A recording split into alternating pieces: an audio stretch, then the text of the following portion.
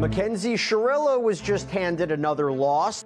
The Ohio Supreme Court declined to hear her appeal of her murder convictions. We're going to try to get to the bottom of why this happened and what it means for her, because she may now be looking at spending the rest of her life behind bars. Welcome to Sidebar, presented by Law and Crime.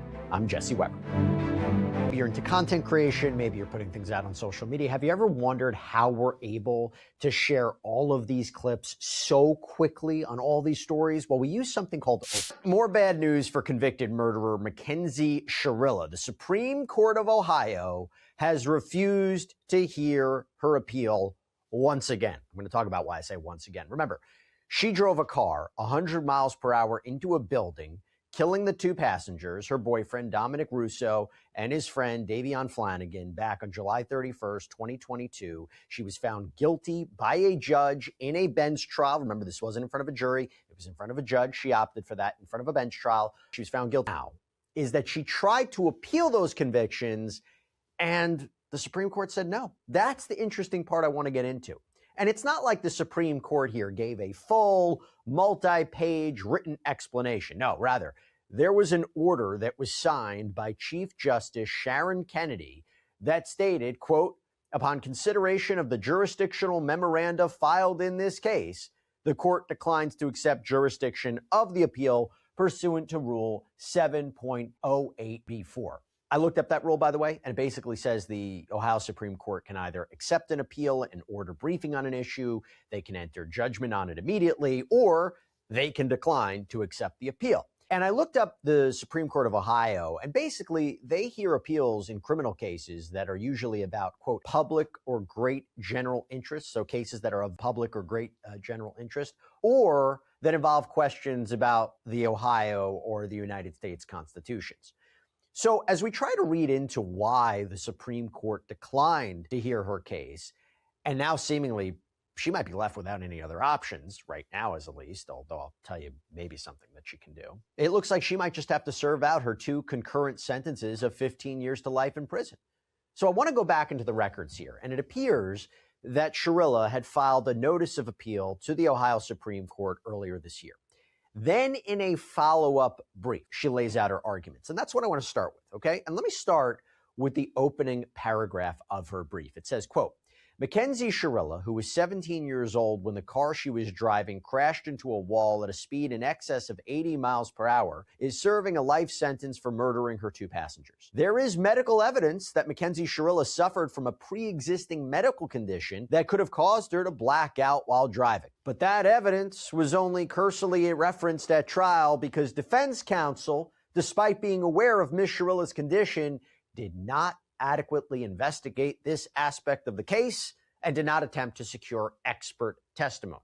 So look, this is the whole POTS thing, right? The POTS defense, the POTS explanation, POTS, postural orthostatic tachycardia syndrome. Shirilla has insisted that ever since the beginning, she has no memory whatsoever of the crash or the minutes leading up to it, that she and her family have suggested that she has a diagnosis of POTS, a medical condition that can cause dizziness and fainting. They claim Shirilla must have blacked out, which is why she drove off the road. And yes, at trial, there was no official medical diagnosis that was presented, although Shirilla's mom did testify about it. In fact, to kind of give you an idea about this, I want to quickly lay out how a prior court viewed this in a prior appellate argument. It says, quote, Shirilla points out that her POTS condition may have led to a medical issue that caused the accident, or she may have had some other medical emergency like a heart attack or seizure.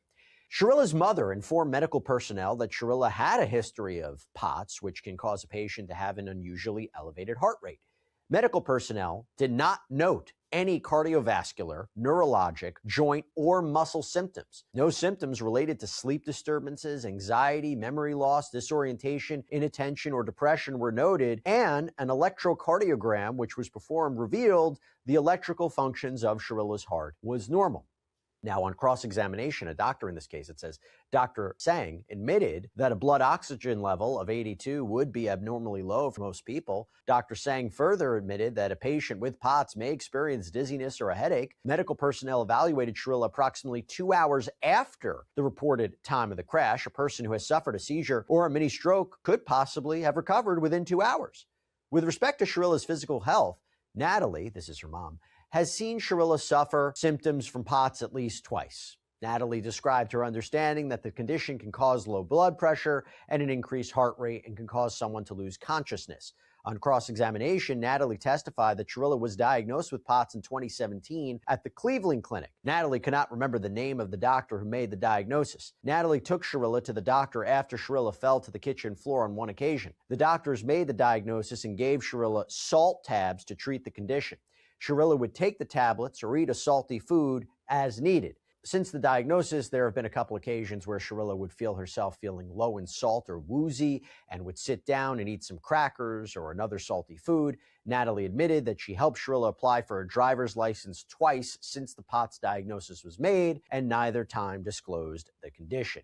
Natalie testified that Shirilla had experienced a POTS episode a week or two before the crash and reported that it was really bad and it hadn't been that bad in a long time, and she was scared it was going to get worse. Natalie admitted that she did not take Shirilla to a doctor or limit Shirilla's driving privileges. Well, Dr. Sang testified that it's possible that Shirilla could have suffered a medical emergency like a seizure or mini stroke while still appearing normal in the medical examination. Other evidence makes this potential explanation seem unreasonable. For example, Shirilla denied having adverse medical conditions when applying for a driver's license both before and after the crash. Moreover, someone manually moved the gear shift back into drive after it was moved to neutral in the seconds before the crash. There was no evidence presented that any medical condition could have caused Shirilla to simultaneously lose the ability to take her foot off the accelerator or hit the brakes while also intentionally manipulating the gear shift. That's the problem with POTS. And I want to go back now to Shirilla's brief to the Supreme Court, because basically this is the argument that she makes. I had bad lawyers, ineffective assistance of counsel. It's the Sixth Amendment, right? Now, this is where it gets a little procedural, it gets a little specific, but this is the main theme here, and it's important. The main issue about taking this to the Supreme Court is about whether or not she is bringing this post-conviction relief petition too late. Shirilla argues that right now, the only legal way she can bring an ineffective assistance of counsel claim is through this specific petition. And the trial court said, look, you filed it at a time. The 8th District Court of Appeals agreed. They affirmed it. And she makes the argument this appellate court made a mistake. They mistakenly identified the deadline by which I can bring this relief petition. And she says the problem is that this post-conviction relief statute that sets the deadline when you can file it, it's not clear. It's ambiguous. And because of this mistake, Shirilla could die in prison. That's why the stakes are so high. And Shirilla's team argues it's all about what, quote, trial transcript means, because that's what's used to measure the time by which this petition has to be filed. Under the law, apparently it has to be 365 days after the filing of the trial transcript that you can file this post-conviction relief petition. So this is what she gets into. And she argues that a post-conviction petition is important because it examines whether a defendant's constitutional rights were violated.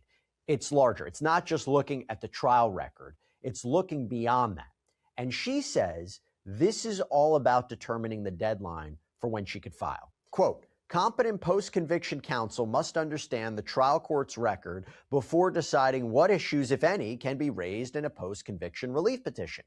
Understanding the record means being familiar with the court proceedings that led to conviction, usually by reading the pertinent transcripts. For that reason, the deadline for filing a post-conviction relief petition is measured by the number of days after the trial transcript was filed in the direct appeal.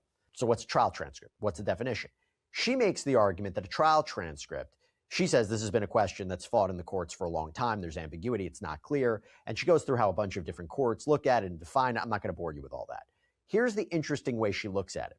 She says, I think it's more broad than just looking at the actual trial.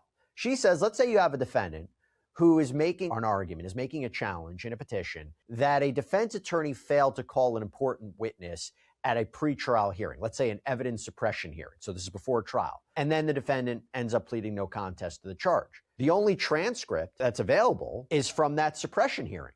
There's no trial. Are you saying there's no trial transcript? No. Is that fair? Does that mean you can't pursue a relief petition if your attorney made a big mistake? You're out of luck? So what happened in Shirilla's case? Well, basically, Shirilla had first appealed her case in September of 2023, and her lawyer requested all the court records. The main trial court records, they were filed on October 24th, 2023. However, there was a separate, what she says, crucial record, important record from her juvenile court hearing, and that was omitted.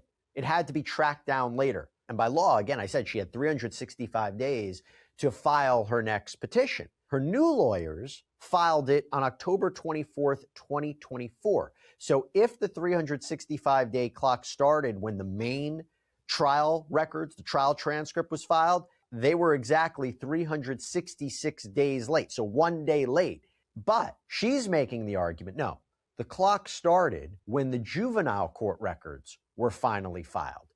And if that's the case, and we start the clock at that point, I'm on time.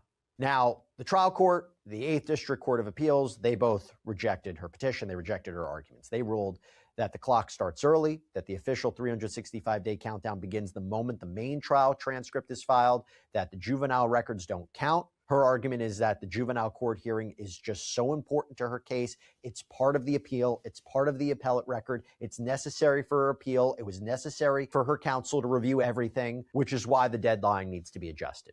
And it says, quote, at the end of the day, the United States Supreme Court in Young v. Reagan and this court in Calhoun have made it clear that constitutional due process under the 14th Amendment and Article 1, Section 16 of the Ohio Constitution are about ensuring adequate relief for prisoners whose constitutional rights have been violated, and Mackenzie Shirilla's right to the effective assistance of counsel under the 6th Amendment has been violated. Moreover, Ms. Shirilla's 6th Amendment right to the effective assistance of counsel is particularly violated, whereas here, the petition for post-conviction relief demonstrates that she would have been acquitted had trial counsel been effective.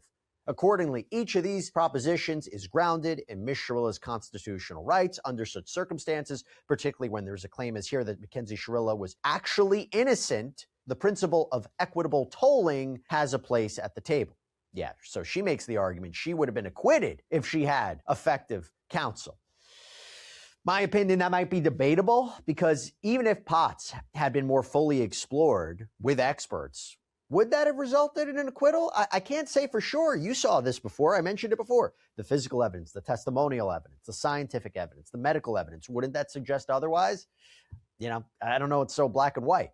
But okay, let's hear what the prosecution's response was. They say, quote, defendant appellant Mackenzie Shirilla drove her vehicle at a high rate of speed into a building, killing her boyfriend and another passenger. Her vehicle's data recorder showed that Shirilla drove more than 95 miles per hour in a 35 mile per hour zone with the accelerator pedal 100% depressed, never applying the brakes. Shirilla maintained control of the vehicle as it maneuvered a large curve in the road, never veering off the road. She also previously threatened to crash her vehicle while her boyfriend was inside it.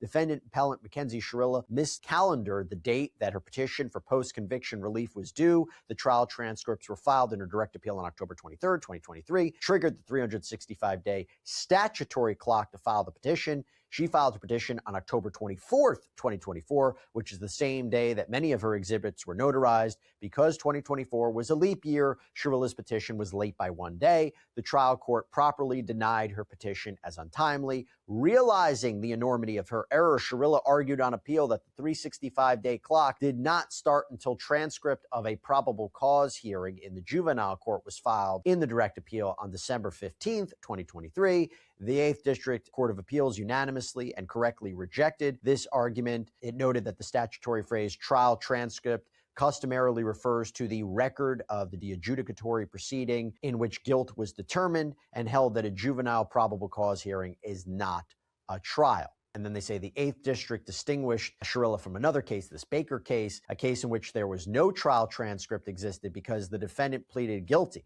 This case fails to present an issue of public or great general interest, which we talked about before. It concerns only the untimely filing of a post-conviction petition due to the mistake of counsel. For these reasons, the state respectfully asks that this court decline to exercise jurisdiction over this appeal. So basically, they are arguing the trial transcript is about a trial, not an evidentiary hearing, not a probable cause hearing, a trial, guilt or innocence. Clear what it is. It's clear. Clear when the clock starts running. Shirilla, you're late. Too bad.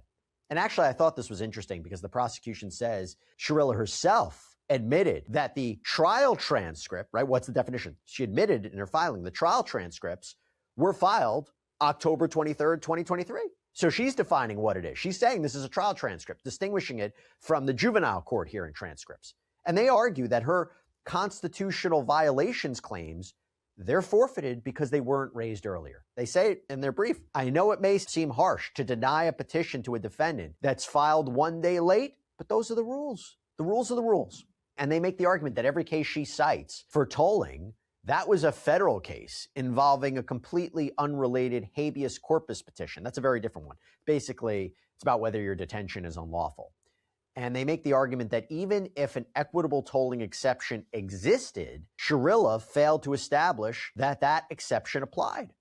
That her proposition of claims that there's a, quote, substantial reason to believe that if her petition was granted that she would be acquitted, but Shirilla fails to cite or even discuss any of the trial evidence or the evidence attached to her petition. So those were the arguments, and the Supreme Court of Ohio refused to hear their case, not necessarily saying they sided with the prosecution. I mean, they didn't admit it, but seems that could be very well what happened. Seems very likely because that's what the prosecution asked for, right? The prosecution asked the Supreme Court to decline this appeal. And by the way, we believe this is the second time the Ohio Supreme Court has refused to hear her case. According to Cleveland.com, Shirilla had appealed her conviction. She argued that the prosecution didn't prove the key element of intent, but the 8th District Court of Appeals upheld her conviction, and the Supreme Court declined to hear the case that time too. So what we're talking about here is different. It's a post-conviction relief. It's a little bit different than a standard appeal. It's about alleged constitutional violations. But again, the Supreme Court of Ohio declined to hear her case. And that is interesting, by the way, because when Shirilla made her first on-camera interview from behind bars in a documentary on Netflix called The Crash, she said, quote, "I'm big on the no intent.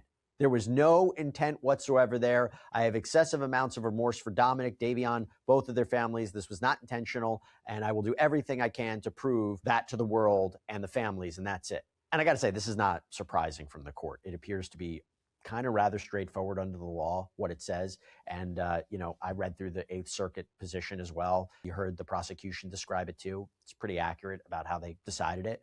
So look, what does it mean for Shirilla? It means she's out of options. It means unless there's some newly discovered evidence that proves she didn't do this, that proves she's completely innocent, that changes the whole game, I think her only option now is a chance at parole in 2037. Although you do wonder whether her alleged reported behavior in prison and even doing the Netflix special, is it going to hurt her chances?